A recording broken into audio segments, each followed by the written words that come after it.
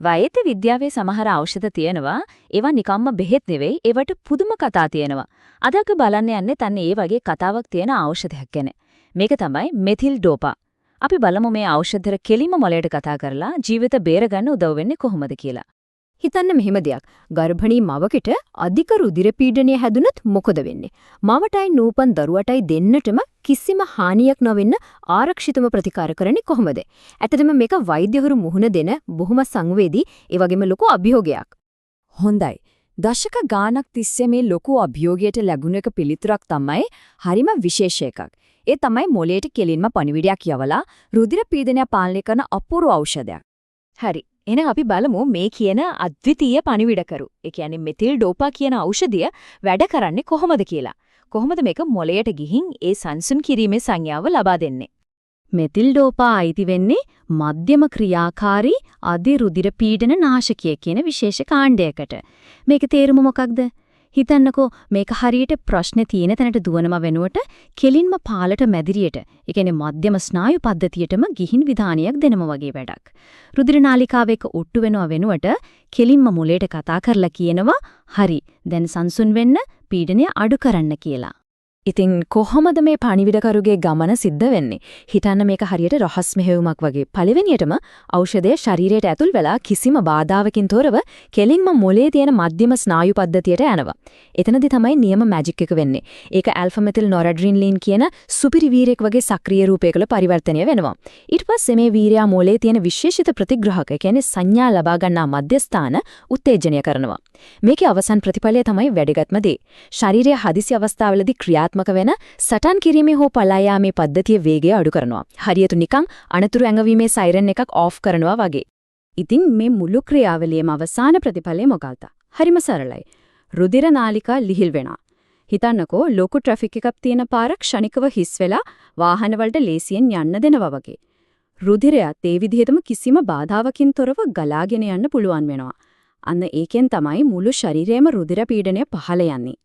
හැබැයි මෙන්න පුදුම හිතන කාරණයක්, ගන්න ඖෂධ ප්‍රමාණයෙන් ශරීරයට ඇත්තටම අවශෝෂණය වෙන්නේ 25ක් වගේ හරිම පොඩි ප්‍රමාණයක් විතරයි. ඒ කියන්නේ 4න් 3ක්ම ශරීරෙන් ප්‍රයෝජනෙට නොගෙනම අයින් වෙනවා. ඒත් පුදුමේ කියන්නේ අර පොඩි ප්‍රමාණය තමයි මේ ලොකු කාර්ය ඔක්කොම කරන්නේ.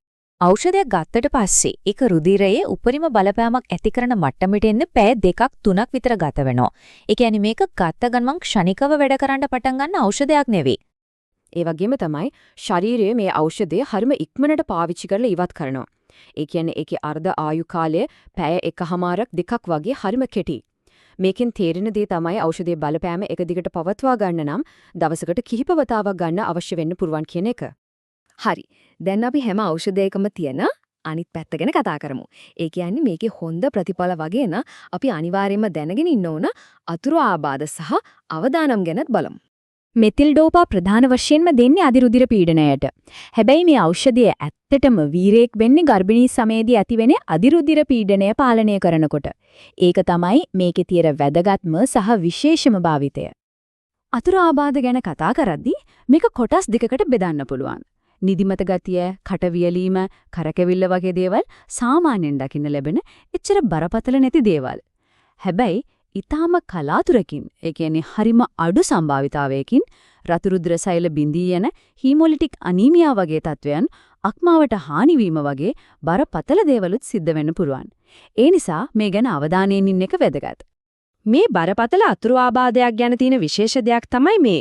ධනාත්මක කූම්ස් පරීක්ෂණයක් කියන්නේ දුර්ලභ නමුත් බරපතල අතුරු ආබාධයක් වන රක්තාණු බිඳී යෑමේ රක්තහීනතාවය සඳහා ප්‍රධාන දර්ශකයක් වෙන්න පුළුවන්.